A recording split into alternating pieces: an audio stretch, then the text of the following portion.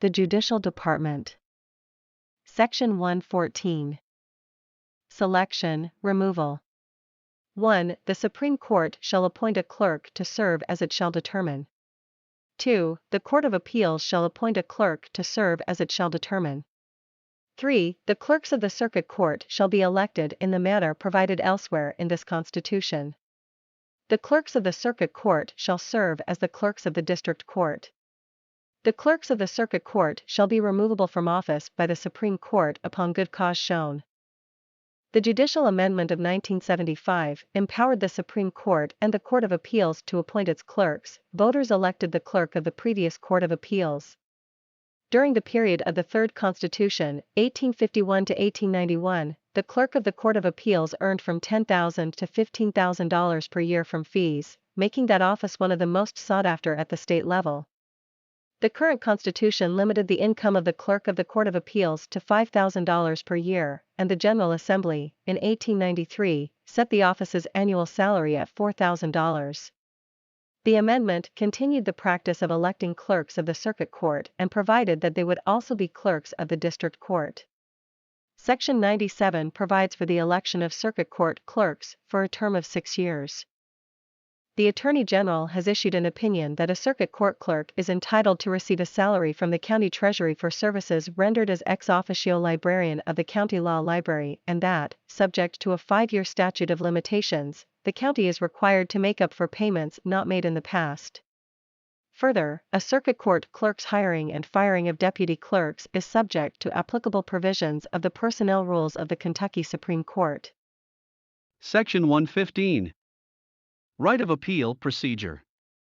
In all cases, civil and criminal, there shall be allowed as a matter of right at least one appeal to another court, except that the Commonwealth may not appeal from a judgment of acquittal in a criminal case, other than for the purpose of securing a certification of law, and the General Assembly may prescribe that there shall be no appeal from that portion of a judgment dissolving a marriage. Procedural rules shall provide for expeditious and inexpensive appeals. Appeals shall be upon the record and not by trial de novo. The previous constitutions contained no guarantee of the right of appeal, but simply indicated that the Court of Appeals would have appellate jurisdiction as defined by the General Assembly.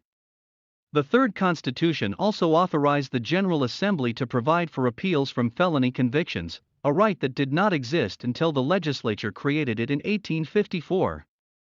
Originally, the current Constitution declared in Section 127 that the right of appeal should remain the same until altered by the General Assembly. The Judicial Amendment of 1975 repealed Section 127 and replaced it with Section 115. The Kentucky Court of Appeals ruled that under the current Constitution as originally written, there was no constitutional right to an appeal, which could only be conferred by the General Assembly, in Marlowe v. Commonwealth, 1911. Section 115 makes the right of appeal a constitutional right with 2 exceptions. The Commonwealth may not appeal from a judgment of acquittal except to seek clarification of a legal question by the Supreme Court. For example, if the Commonwealth believes the trial judge made an incorrect ruling on the law in a criminal case that ended in the acquittal of the defendant, it may appeal the case to the Supreme Court only for purposes of challenging the judge's ruling and clarifying the law, and may not challenge the verdict of acquittal. Section 115 also empowers the General Assembly to proscribe an appeal from that portion of a final judgment dissolving a marriage. In fact, such appeals have been proscribed since 1816. The provision that appeals should be upon the record and not de novo means that no new evidence may be introduced before the appeals court, and that findings of fact by the trial court may not be set aside unless they are clearly erroneous.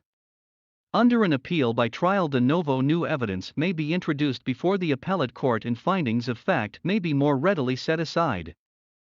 The Kentucky Supreme Court has held that the Workers' Compensation Board is not a judicial tribunal, and therefore a review of that board's decisions by the Court of Appeals may be appealed as a matter of right under Section 115 to the Supreme Court, in Vessels v. Brown-Forman Distillers Corporation, 1990.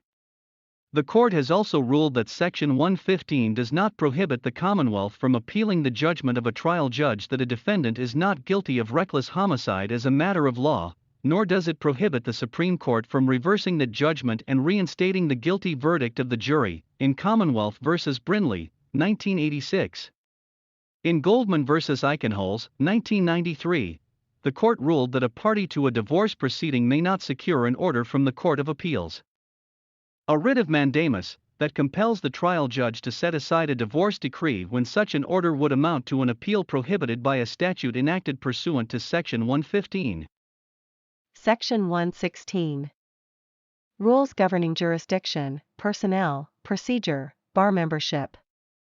The Supreme Court shall have the power to prescribe rules governing its appellate jurisdiction, rules for the appointment of commissioners and other court personnel, and rules of practice and procedure for the Court of Justice.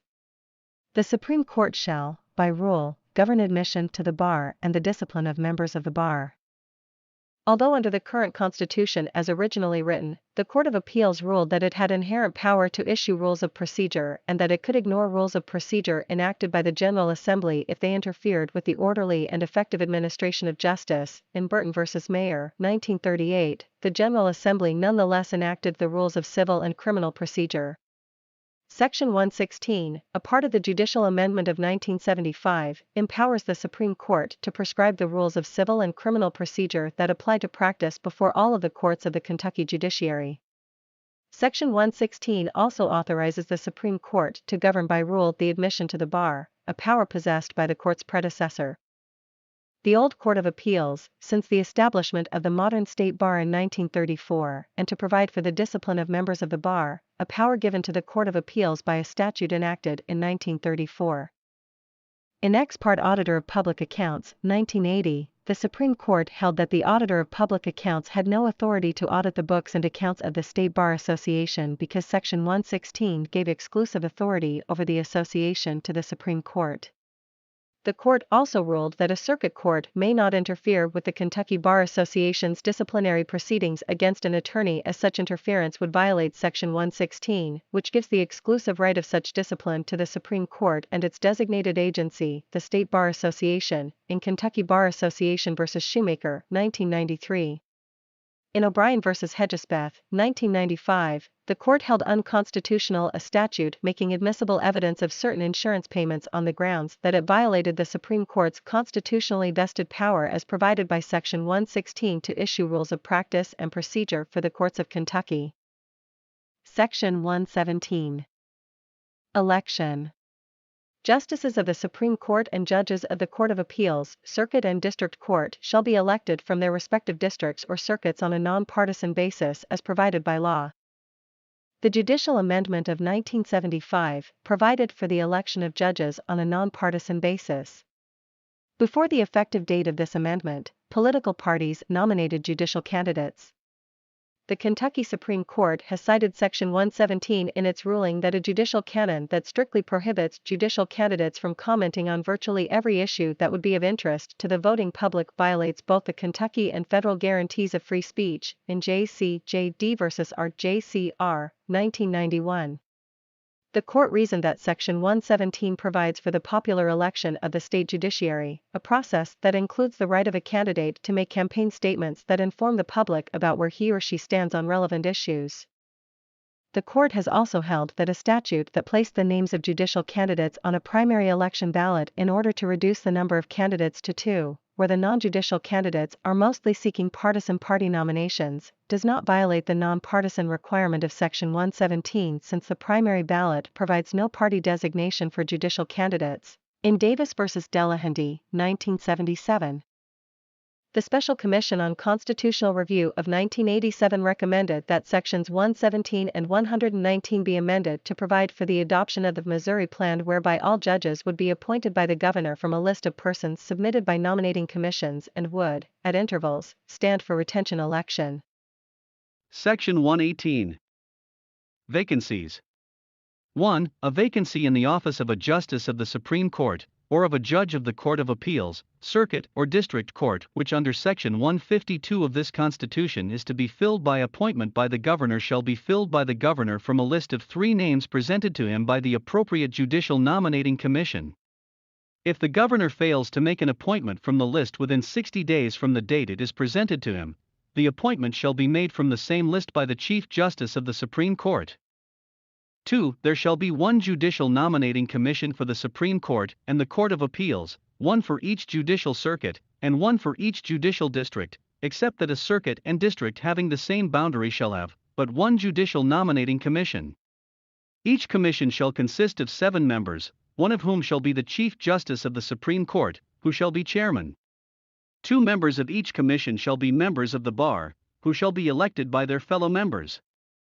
The other 4 members shall be appointed by the governor from among persons not members of the bar, and these 4 shall include at least 2 members of each of the 2 political parties of the Commonwealth having the largest number of voters. Members of a judicial circuit or judicial district nominating commission must be residents of the circuit or district, respectively, and the lawyer members of the commission shall be elected by the members of the bar residing in the circuit or district, respectively. The terms of office of members of judicial nominating commissions shall be fixed by the General Assembly. No person shall be elected or appointed a member of a judicial nominating commission who holds any other public office or any office in a political party or organization. In its original form, there was no provision in the current Constitution about specifically filling judicial vacancies, the process being provided by a more general provision, Section 152. In an effort to reinforce the nonpartisan nature of the judicial selection process, the Judicial Amendment of 1975 establishes judicial nominating commissions to nominate to the governor 3 candidates to fill vacancies on any of the courts. There is 1 commission for vacancies on the Supreme Court and Court of Appeals, and 1 each for every circuit court and district court district, only 1 commission where the circuit and district have the same boundaries. The Chief Justice of the Supreme Court serves as chairman of each of the commissions. 2 lawyers elected by the bar. State bar for the commission dealing with vacancies on the Supreme Court and Court of Appeals, and local bars for the other commissions, and 4 others appointed by the governor, 2 from each of the major political parties, constitute the remaining membership of each commission. Commissioners cannot hold public office, other than the Chief Justice, or office in a political party or organization. The General Assembly establishes the terms for the commissioners, currently set at 4 years. The Attorney General has issued an opinion that declares that where a nominating commission concludes that a third qualified nominee cannot be found, following the withdrawal of one of the 3 nominated by the Commission, Section 118, and the rules of the Supreme Court require that the governor must fill the vacancy on the court from the 2 remaining nominees. Section 119. Terms of office. Justices of the Supreme Court and judges of the Court of Appeals and Circuit Court shall severally hold their offices for terms of 8 years, and judges of the District Court for terms of 4 years. All terms commence on the first Monday in January next succeeding the regular election for the office. No justice or judge may be deprived of his term of office by redistricting, or by a reduction in the number of justices or judges. The Judicial Amendment of 1975 established 8-year terms for justices of the Supreme Court and judges of the Court of Appeals and the Circuit Court, and 4-year terms for judges of the District Court. Under the current Constitution as originally written, the justices of the Court of Appeals had 8-year terms, the Circuit Court judges had 6-year terms, and the county judge, who also presided over the quarterly court, and justices of the peace served for 4 years. By statute, the police court judges also served for 4 years. There are no published decisions or opinions concerning this section. Thank you for viewing this history of the Kentucky Constitution. For more information, please see the following references. Citizen's Guide to the Kentucky Constitution by the Legislative Research Commission, available online.